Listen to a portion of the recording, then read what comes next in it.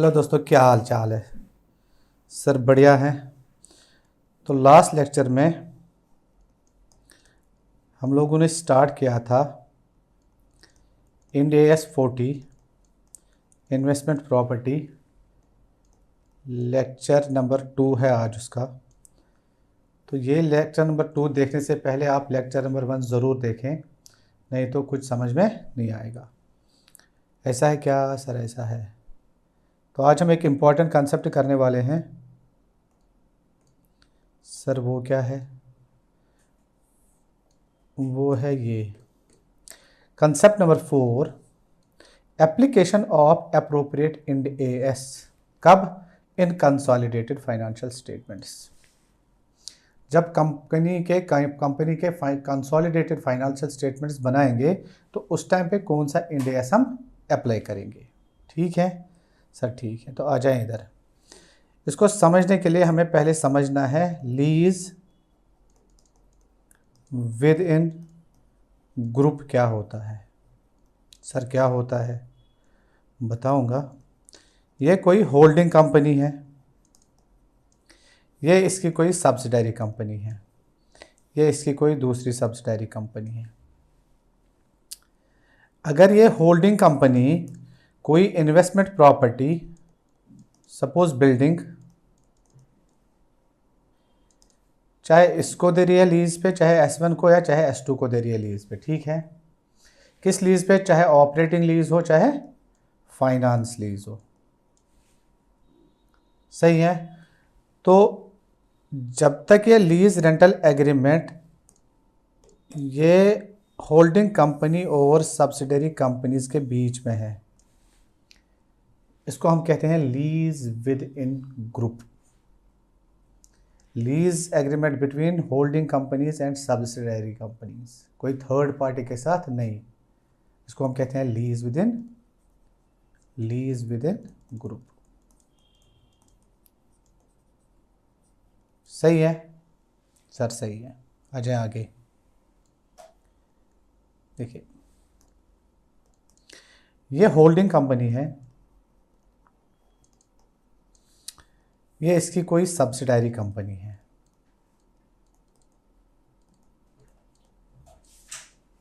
ठीक है।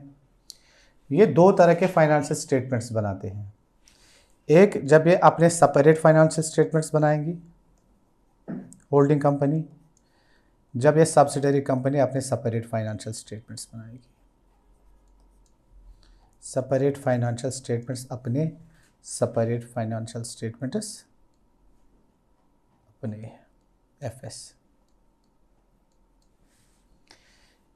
इसको हम कहते हैं स्टैंड अलोन फाइनेंशियल स्टेटमेंट्स, यानी अपने अपने खुद के स्टैंड अलोन फाइनेंशियल स्टेटमेंट्स, ठीक है। ये अपने फाइनेंशियल स्टेटमेंट्स अलग से प्रिपेयर करेगी, होल्डिंग कंपनी अपने फाइनेंशियल स्टेटमेंट्स अलग से प्रिपेयर करेगी। अब ऐसे कोई थर्ड पार्टी भी हो सकती है, थर्ड सब्सिडरी S3, ये अपने फाइनेंशियल स्टेटमेंट्स अलग से प्रिपेयर करेगी। ठीक है सर, ठीक है। अब अगर इनके बीच में कोई लीज एग्रीमेंट होता है, ठीक है। सपोज होल्डिंग कंपनी ने S1 को कोई investment property, suppose building, lease पे दे दी। कौन सा लीज? चाहे ऑपरेटिंग लीज हो चाहे फाइनेंस लीज हो, किसी पे भी दे। सही है सर, सही है। जब तक ये अपने अपने फाइनेंशियल स्टेटमेंट्स अलग से बनाएंगे, जब तक ये अलग अलग फाइनेंशियल स्टेटमेंट्स सेपरेट बनाएंगे तो अकाउंटिंग में कोई दिक्कत नहीं है। जो हमने सीखा वही है। क्या हमने सीखा? हमने ये सीखा कि अगर होल्डिंग कंपनी किसी सब्सिडरी कंपनी को फाइनेंस लीज पे या ऑपरेटिंग लीज पे कोई इन्वेस्टमेंट प्रॉपर्टी देगा, ठीक है। अगर ऑपरेटिंग लीज पे हैं तो इन्वेस्टमेंट प्रॉपर्टी किसके पास है? ओनर कौन है? ओनर होल्डिंग कंपनी है। तो ये इन्वेस्टमेंट प्रॉपर्टी की अकाउंटिंग करेगा अंडर इंड AS 40, जो हमने सीखा। अब इसके पास ओनरशिप नहीं है अंडर ऑपरेटिंग लीज, ठीक है। तो ये किसकी अकाउंटिंग करेगा? ओनली लीज रेंटल्स की, LR की, अंडर इंड AS 11 6। सही है। अब अगर यही जो एग्रीमेंट है फाइनेंस लीज पे इस दूसरे को दिया, S2 को फाइनेंस लीज, तो ओनर कौन बनेगा? Owner subsidiary company. तो अब इन्वेस्टमेंट प्रॉपर्टी की अकाउंटिंग कौन करेगी? Subsidiary company S2। ये होल्डिंग कंपनी क्या करेगी? इस एसेट को अपने बुक से डी रिकॉग्नाइज करेगा, derecognise in case of finance lease. तो ये S2 क्या करेगा? इन्वेस्टमेंट एसेट को रिकॉग्नाइज। जो ओनर रहेगा वो इन्वेस्टमेंट प्रॉपर्टी की अकाउंटिंग करेगा, जो लीज रेंटल्स देगा वो उसकी अकाउंटिंग करेगा। वो तो इन आने के लिए भी जो रिसीव कर रहा है, जो पे कर रहा है। अब अगर यही एसेट चाहे ऑपरेटिंग लीज पे हो चाहे फाइनेंस लीज पे हो, ठीक है। अब अगर फाइनेंस लीज पे है और ये सब्सिडरी वन ने इसको बिजनेस में यूज़ किया, तो क्या लगेगा? Ind AS 16 property plant equipment. जब भी इंड AS प्रॉपर्टी बिजनेस में यूज़ होगी तो क्या लगेगा? Ind AS 16 property plant equipment. चाहे फिर कोई भी इनमें से कोई बिजनेस के लिए यूज़ करे, हमारे पास कोई भी बिजनेस के लिए यूज़ करें, इसके पास जब एसेट आया तो अगर इसने उस एसेट को बिजनेस के लिए यूज़ किया तो इंड AS 16। सही है।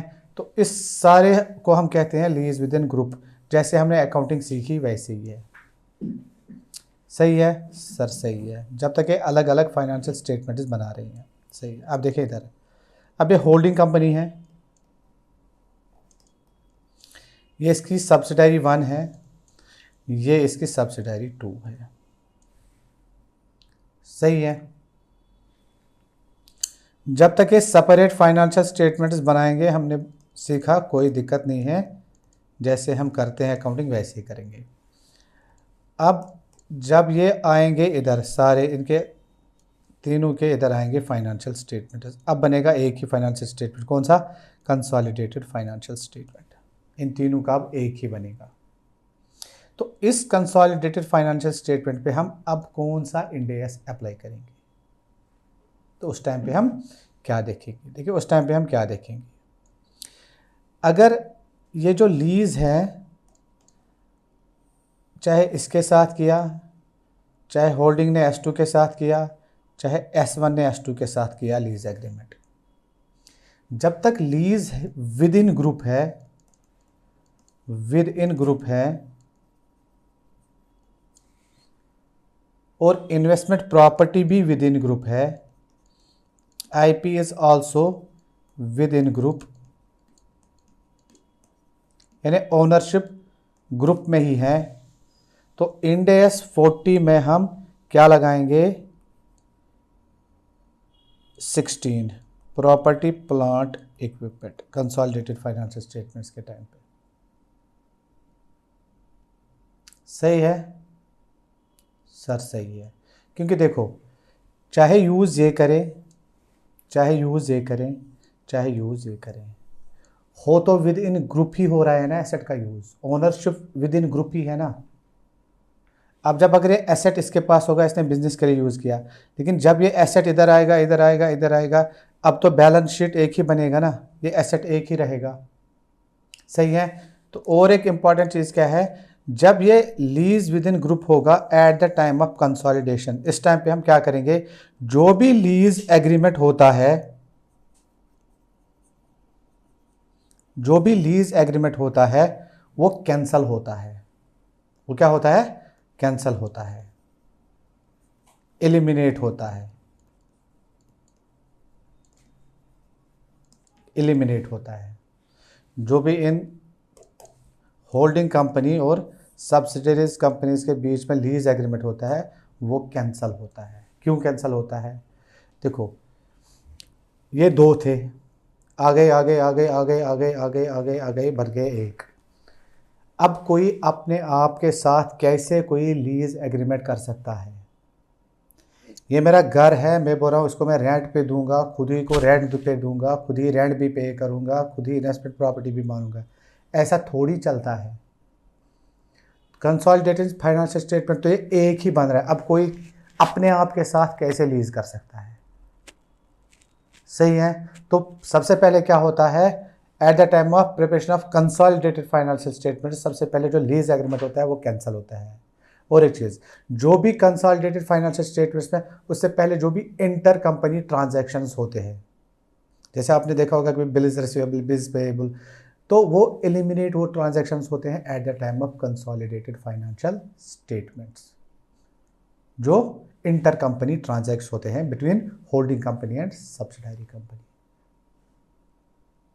सही है, तो वो एलिमिनेट होगा। ठीक है, अब कंसोलिडेटेड फाइनेंशियल स्टेटमेंट्स पे हम कौन सा इंड एस अप्लाई करेंगे। देखिए हम क्या देखेंगे, क्या लीज जो है विद इन ग्रुप है।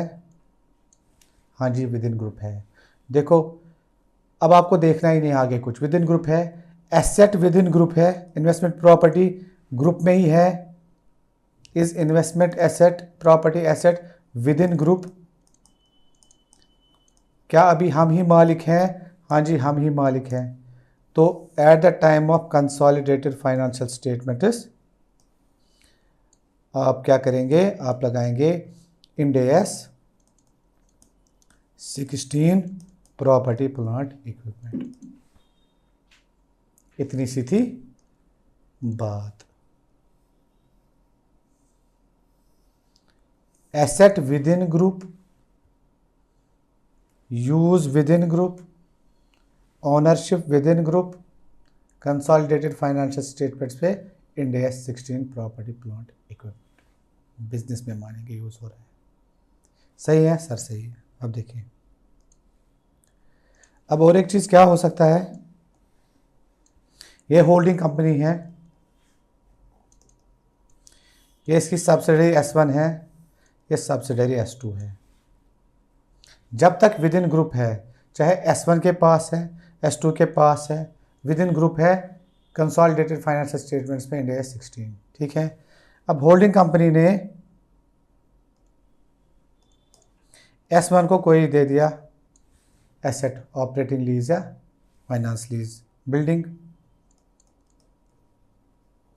अब S1 ने दिया S2 को, वो आगे इसने फर्दर सब लीज किया, फर्दर सब लीज या फिर से वही से कर सकता है, या ऑपरेटिंग लीज या फाइनेंस लीज पे दे सकता है।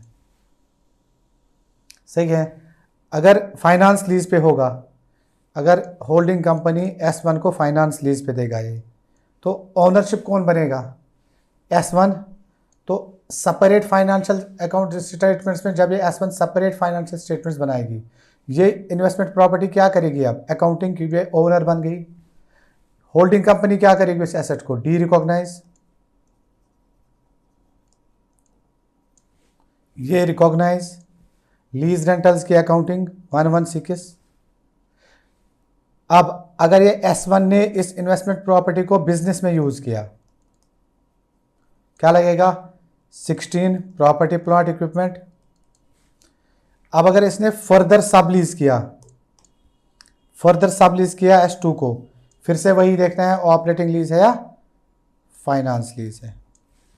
देखो जिसके पास ओनरशिप पहुंचेगी वो इन्वेस्टमेंट प्रॉपर्टी की अकाउंटिंग करेगा, जिससे ओनरशिप निकलेगी वो इन्वेस्टमेंट प्रॉपर्टी को डी रिकॉग्नाइज करेगा, जिसके पास इन्वेस्टमेंट प्रॉपर्टी आएगी वो इन्वेस्टमेंट प्रॉपर्टी को रिकॉग्नाइज करेगा। जो इन्वेस्टमेंट प्रॉपर्टी को बिजनेस में यूज करेगा 16, लीज रेंटल के 116। ठीक है, फिर से देखना है हमें ऑपरेटिंग लीज है या फाइनेंस लीज है। ठीक है, ये सारा ग्रुप में हो रहा है। सही है सर, सही है। अब ये भी हो सकता है, ये जो S2 है, ये जो S2 है, सब्सिडरी 2 जो है, इसने फर्दर इस एसेट को सबलीज किया, सबलीज किया, फिर से दो एग्रीमेंट। अब देखना है फिर से ऑपरेटिंग लीज पे किया, फाइनेंस लीज पे किया। अगर फाइनेंस लीज पे किया तो S2 से ओनरशिप जाएगी। सपोज है कोई P लिमिटेड है, थर्ड कंपनी, अगर फाइनेंस लीज है, ये फाइनेंस लीज है, तो इससे ओनरशिप जाएगी, ओनरशिप किसके पास आएगी, P लिमिटेड के पास। S2 क्या करेगा, एसेट को डी रिकॉग्नाइज, क्या एसेट विद इन ग्रुप रहा? नहीं। ओनरशिप चली गई? चली गई। आउटसाइड द ग्रुप चली गई? आउटसाइड द ग्रुप चली गई। अब कंसोलिडेटेड फाइनेंशियल स्टेटमेंट्स में क्या लगेगा? चूंकि ये एज्यूम्ड ओनर बन गया अंडर फाइनेंस लीज, अब हमारे पास इन्वेस्टमेंट प्रॉपर्टी कोई है नहीं, तो कंसोलिडेटेड फाइनेंशियल स्टेटमेंट्स में हम क्या लगाएंगे? हमारे पास एसेट ही नहीं है, ना तो 16 लगेगा ना 40 लगेगा। हम ना तो मालिक है ना हमारे पास इन्वेस्टमेंट प्रॉपर्टी है। रेंटल्स के लिए आएंगे तो 116। तो कंसोलिडेटेड फाइनेंशियल स्टेटमेंट्स में कुछ नहीं लगेगा। अगर इसने सब लीज किया है outside the party, third party को ऑन फाइनेंस लीज, ओनर बन गया थर्ड पार्टी, हमारे पास एसेट नहीं है, ना 16, ना तो हमारे पास अब बिजनेस प्रॉपर्टी है, ना इन्वेस्टमेंट प्रॉपर्टी के ओनर है, ना तो 16 लगेगा ना इंडियस 40 लगेगा। बात तो सही है, बात तो सही है भैया। अब अगर ऑपरेटिंग लीज पे दिया है थर्ड पार्टी को, ऑपरेटिंग लीज पे दिया है थर्ड पार्टी को, तो कंसोलिडेटेड फाइनेंशियल स्टेटमेंट्स में क्या लगेगा? Ind AS 40। इन्वेस्टमेंट प्रॉपर्टी तो है ना हमारे पास, विद इन द ग्रुप है ना, क्योंकि अब हमें वो लीज पे, ऑपरेटिंग लीज पे दे दी। रेंटल्स आएंगे इन्वेस्टमेंट प्रॉपर्टी रेंटल्स कमाने के लिए, सही है। तो Ind AS consolidated financial statements में इंड AS 40, ये था मुद्दा मकसद। सही है सर, सही है। आ जाए नोट्स पे, आपको अच्छे से और समझ में आ जाएगा। देखिए concept number 4, application of appropriate Ind AS in consolidated financial statements holding and subsidiary company. देखो, if lease agreement has been made between members in a group holding and subsidiary, that is holding company and subsidiaries companies, ठीक है, then following procedure shall be followed. सबसे पहले क्या हो जाएगा? At the time of consolidation of financial statements eliminate lease contract, वो तो cancel हो जाएगा ऑटोमेटिकली, उसको खत्म करो। खुद के साथ कोई कैसे लीज कर सकता है? Which has been made by members of a group while preparing group statements, group statements मतलब consolidated financial statements, because inter company transactions are always cancelled while preparing consolidated financial statements. ठीक है sir, ठीक है। आ जाए application of appropriate Ind AS कब? In consolidated financial statements. कब? ये देखिए कब, if lease is within group, within group है lease, and investment property is also used within group, investment property भी विद इन ग्रुप यूज हो रही है। Apply Ind AS 16 property plant equipment on such property in consolidated financial statements. Within group, use within group 16। Second, lease is within group but investment property has been let out,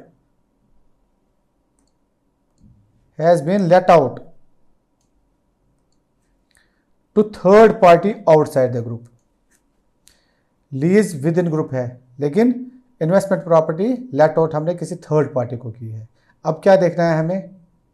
operating lease पे की है या finance lease पे की है? अगर finance lease पे किया है किसी थर्ड पार्टी को, no application of 40R16 in CFS because third party is assumed owner now.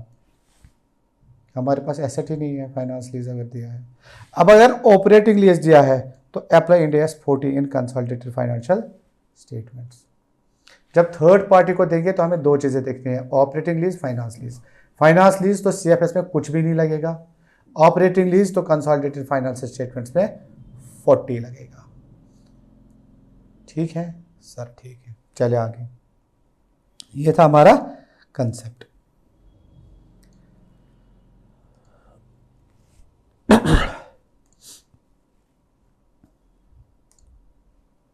चलिए आ जाए क्वेश्चन नंबर 6 पे। क्वेश्चन नंबर 6 करते हैं। मजा आएगा।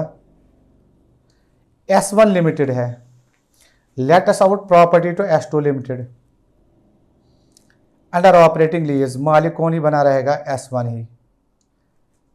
ये lease rentals. Both the companies are subsidiaries of P limited. P limited holding company है। Analyze how would different companies treat the property, investment property, in their respect to separate financial statements and consolidated financial statements। क्या बोल रहा है? जब ये separate financial statements बनाएंगे उस time पे क्या करेंगे, जब कंसोलिडेटेड बनाएंगे उस टाइम पे क्या करेंगे।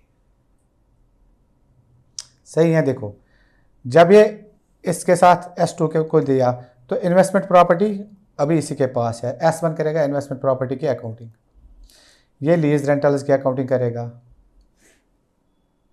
ठीक है। फिर होल्डिंग, जब कंसोलिडेटेड फाइनेंशियल स्टेटमेंट्स बनाएंगे तब क्या करेंगे, क्या एसेट ग्रुप में है, विद इन ग्रुप है, इंडिया 16। ठीक है, आ जाए सॉल्यूशन पे।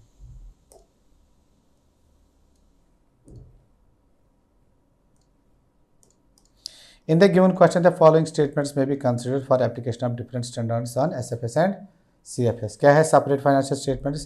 S1, it has given its property to S2 on operating lease, which indicates that it will keep the ownership of such given investment property. So S1 should apply Ind AS 40 in standalone financial statements for presentation and of accounting of investment property, separate financial statements। सही है। S2 क्या करेगा? Under operating lease, lessee never records the asset which is taken on lease। मालिक ही नहीं बनता है। It means that there will be not any recognition of investment property in its books। It will record payment of rentals only। ठीक है, आ जाओ अब consolidation पे। Consolidation financial statements में क्या करेंगे? The given property bye S1 to S2 is settled within group, the group, because S2 has not given it to third party on sublease।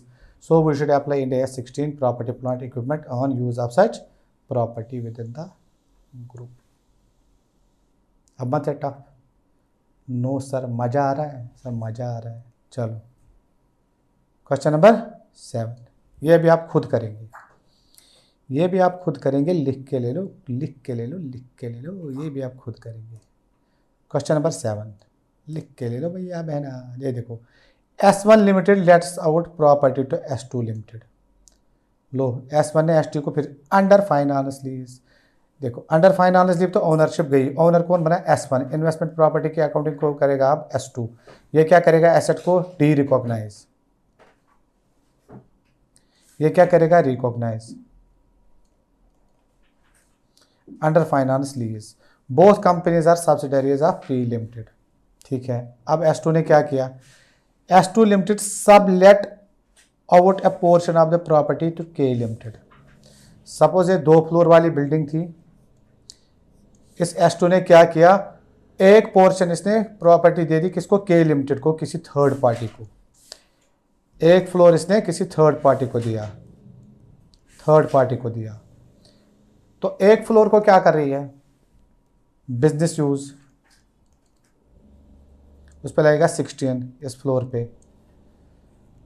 तो क्या अंडर ऑपरेटिंग लीज दिया है, यानी third party के पास ownership नहीं गई, तो हम क्या लगाएंगे? ये क्या लगाएगा इस पे? 40। जो लेट आउट पोर्शन दिया सेपरेट में लगाएगा 40, और एक पोर्शन पे जो आपने लिए बिजनेस में यूज करा है उस पर लगाएगा 16। ठीक है, क्योंकि चूंकि विद इन ग्रुप है तो एसेट अभी बाहर नहीं गया। तो S1 क्या करेगा? एसेट को डी रिकॉग्नाइज, ये करेगा इन्वेस्टमेंट प्रॉपर्टी को रिकॉग्नाइज। आ जाए separate financial statements. In the given case S1 has transferred the asset to S2 on finance lease, so S1 will have to de-recognize the given asset from its books due to which we will not consider investment accounting of investment property in its books। S2 क्या करेगा? Under finance lease lessee is always assumed owner, बन गया owner, due to which S2 will have to recognize the asset in its books, entry करेगा। Further, S2 has sublet a portion of leased investment property to K under operating lease। एक floor दे दिया, which indicates that S2 will keep the ownership। सही है। So S2 should apply Ind AS 40 on let out portion and Ind AS 16 on used portion। ये 2 portion थे। सही है। अब consolidation में क्या करेंगे? A portion of property has been given to third party outside the group under operating lease पे दिया है तो इंड एस 40 इस पोर्शन पे। It means that ownership of the property will remain in the group, so we should apply Ind AS 40 on let out portion to के and Ind AS 16 on used portion within the group. मजा आ रहा है sir, मजा आ रहा है। अब मत है टफ सर, जरा भी नहीं है टफ।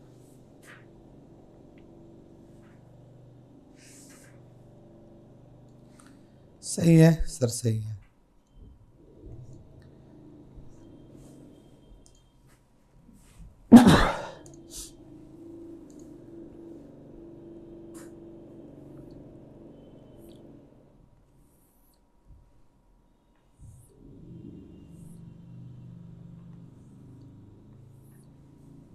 चले, अब यह है हमारा कंसेप्ट नंबर 5। अब यह हमारा कंसेप्ट नंबर 5। कंसेप्ट नंबर 5 क्या है? Recognition of investment property, recognition of investment property on acquisition. ये ओनर के पास जो ये इन्वेस्टमेंट प्रॉपर्टी है, इन्वेस्टमेंट प्रॉपर्टी है, इसने कहीं से तो ये ली होगी ना। अब ये कैसे इसको एक्वायर कैसे कैसे कर सकता है इसको एक्वायर? ठीक है, अब देखो, अब जो एक्चुअल ओनर है वो कैसे कैसे इसको एक्वायर कर सकता है। या तो इसने परचेज कैश में किया, परचेज इन कैश, ये इन्वेस्टमेंट प्रॉपर्टी बिल्डिंग लैंड हो, या तो इसने खुद सेल्फ कंस्ट्रक्शन किया इस बिल्डिंग का, या तो खुद से बना ली, या तो कैश में ली, सेकंड या तो कंस्ट्रक्ट खुद की building, third purchase on deferred credit, उधार पे ले ली, दे रहा है इंस्टॉलमेंट। 3 सूरतें। फोर्थ एक्सचेंज ऑफ एसेट, यहां से एक एसेट दिया, वहां से दूसरा एसेट लिया। तो एक्चुअल ओनर 4 तरीकों से एसेट एक्वायर कर सकता है। कैश में परचेज करो, खुद कंस्ट्रक्ट करो, डेफर्ड क्रेडिट पे ले लो, एक्सचेंज ऑफ एसेट में ले लो, लैंड दे दो, बिल्डिंग लो, दूसरी बिल्डिंग लो। सही है सर, सही है। अब इन the books of assumed owner इस प्रॉपर्टी को कैसे ले सकते हैं? Only in finance lease. जब फाइनेंस लीज होगा तभी तो ये ओनर बनेगा, एज्यूम्ड ओनर।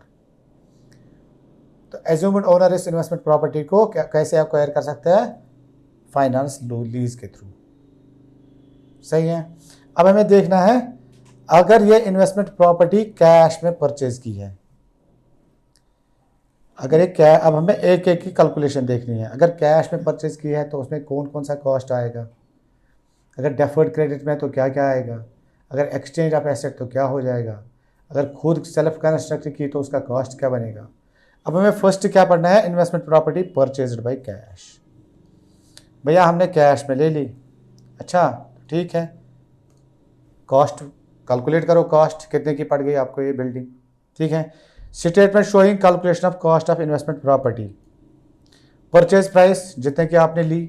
जब परचेज प्राइस आप बिल्डिंग लेते हो तो उस पर स्टैंप ड्यूटी देना पड़ता है।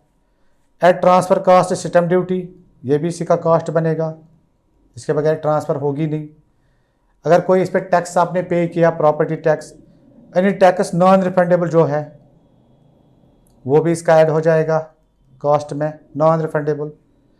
अगर एजेंट के थ्रू लिया, एनी कमीशन या ब्रोकरेज जो एजेंट को दिया, ब्रोकर को दिया, वो भी इसमें प्लस हो जाएगा। अगर इसके अलावा any other expense which is directly related with acquisition of investment property, तो ये हमारा बन गया total cost of investment property. ये बस एक स्टेटमेंट याद रखना है। परचेज प्राइस, टैक्सेस दिए, नॉन रिफंडेबल जो ब्रोकरेज दिया वो ऐड, जो कमीशन दिया वो ऐड, ठीक है, या एनी अदर एक्सपेंस जो ज़रूरी था इस इन्वेस्टमेंट प्रॉपर्टी को परचेज करने के लिए। सही है सर, सही है। तो ये लिस्ट आपने याद रखना है। अब आ जाए नीचे, नोट क्या है? Any capital expenditure incurred. Capital expenditure क्या होता है? जो एसेट का वैल्यू बढ़ाएगा। Incurred for example flooring, walls, ceiling can be added capitalised cost of investment property. अगर कोई कैपिटल एक्सपेंडिचर फिर हमने इस पे किया, हमने टाइल्स लगाए बिल्डिंग में, मार्बल लगाया, ठीक है, फ्लोरिंग की, तो वो इस बिल्डिंग की वैल्यू बढ़ाएगा। जिस चीज़ से वो अच्छी खासी वैल्यू बनेगी, उसका वैल्यू बढ़ेगा, उस कॉस्ट को हम बोलते हैं कैपिटल एक्सपेंडिचर, और वो हम उस कॉस्ट ऑफ इन्वेस्टमेंट प्रॉपर्टी में वो ऐड कर सकते हैं, कैपिटलाइज कर सकते हैं। सही है सर, सही है। नोट क्या है, the come following expenses shall not be included in cost of investment property but shall be written off in profit and loss account. अब जो ये एक्सपेंसेस है ये इन्वेस्टमेंट प्रॉपर्टी में ऐड नहीं हो जाएंगे कॉस्ट में, ये डायरेक्टली राइट ऑफ हो जाएंगे प्रॉफिट एंड लॉस अकाउंट में। देखो कौन कौन सा एक्सपेंस। नंबर 1 ऑपरेटिंग एक्सपेंस अगर कोई है, any expense incurred on vacant property for its maintenance services shall be written off in, vacant building पड़ी है तो उसके लिए वॉचमैन रखा है, ठीक है, लिफ्ट सर्विस उस पर करते हो 1 बार 2 बार महीने में, तो उससे क्या होगा, वो जो खर्चा उस पर आएगा उससे प्रॉपर्टी पे कोई असर नहीं पड़ने वाला है, तो वो हमारा एक्सपेंस हो जाएगा, उसको राइट ऑफ करेंगे प्रॉफिट एंड लॉस अकाउंट में। Operating expense.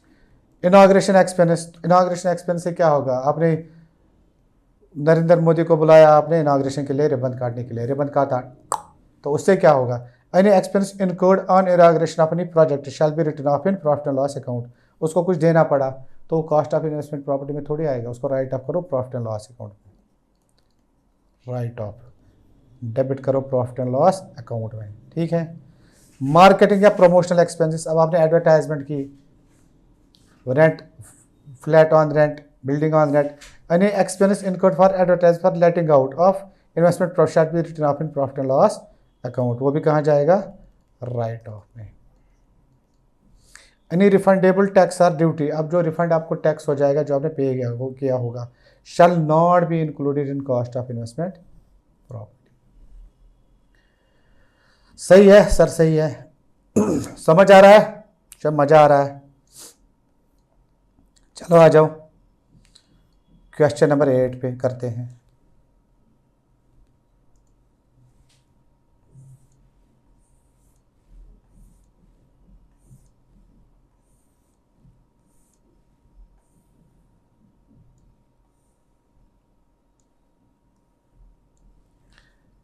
क्वेश्चन नंबर 8 खेलेंगे,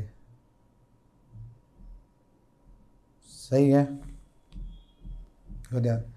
in financial year 20x1 20x2 x limited incurred the following expenditure, किस पे, इन एक्वायरिंग प्रॉपर्टी, कोई प्रॉपर्टी एक्वायर करने में इसने ये एक्सपेंडिचर्स लगाए। क्या किया, कंसिस्टिंग ऑफ 6 आइडेंटिकल हाउसेज, 6 घर लिए, each with separate legal title, सबको अपना अपना लीगल टाइटल है, including the land on which it is built, land के साथ। The expenditure incurred on various dates is given below, अब जो एक्सपेंडिचर इसने किया है, क्या किया है, on 1 April 2011 purchase cost of property, ये देखो 1,80 लाख में परचेज किया, कॉस्ट ऑफ इन्वेस्टमेंट प्रॉपर्टी, ठीक है। On April 1 20x1 non refundable transfer taxes, non refundable है तो ये भी क्या हो जाएंगे, add 20 lakh, not included in purchase cost, तो ये इंक्लूड करेंगे, इसमें क्या दिक्कत है, ये और ये प्लस हो जाएगा। On April 2 legal cost related to property acquisition 5 lakh, add. April 6 to advertisement company to attract tenants, ये ऐड नहीं होगा, अभी पढ़ा हमने। Opening ceremony function for start business, ये भी ऐड नहीं होगा, inauguration expenses.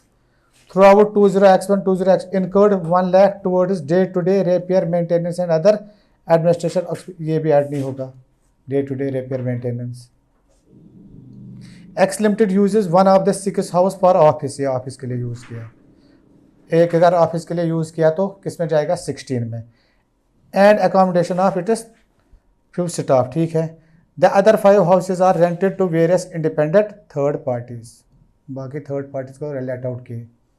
40 how X limited will account for all the above mentioned expenses in the books of account, ठीक है। तो क्या बनाएंगे पहले, calculation of cost of acquired property. Calculation of cost of acquired property, कितना cost है इसका, 6 floor का। Purchase price 180, non refundable taxes 2 crore, legal fees 5 lakh, total आ गया 2 crore 5 lakh. Total cost of investment property कितना है, 6 बिल्डिंग्स का। ठीक है सर, ठीक है। नोट में आ जाओ, क्या है notes. In the given question, it is clearly specified that the company will use 1 house out of 6 houses for its office. सही है, and it is staff, सही है। So we should classify the specified house as an owner occupied property under India 16, जो ये एक घर business के लिए यूज करेंगे 16 के लिए, while the others can be considered as investment property under India 40. As per the provisions of India's 40, we cannot capitalize advertisement, ceremony and maintenance expenses because these expenses are not related with acquisition of investment property. So these expenses shall be written off in profit and loss account. सही है sir, सही है। Accounting treatment क्या होगा, accounting entries PP में क्या जाएगा, एक घर, टोटल कॉस्ट क्या पड़ा 2 करोड़ 5 लाख, तो इंटू 1 डिवाइडेड बाई 6 करेंगे, इंटू 1 डिवाइडेड बाई 6 वो आ गया 341,667। ये क्या जाएगा, प्रॉपर्टी प्लांट इक्विपमेंट 16 में डेबिट। इन्वेस्टमेंट प्रॉपर्टी में क्या जाएगा, बाकी जाएगा 5 से इन्वेस्टमेंट प्रॉपर्टी में। टू बैंक से कितना गया 2 crore 5 lakh, being property acquired. कितना आसान है सर, बहुत आसान है। कितने आदमी थे सर, 10। Question number 9, 10 homework. ठीक है सर, ठीक है। चलो आज हम यहाँ पे स्टॉप करते हैं, नेक्स्ट लेक्चर में और 3 केसेस पढ़ेंगे।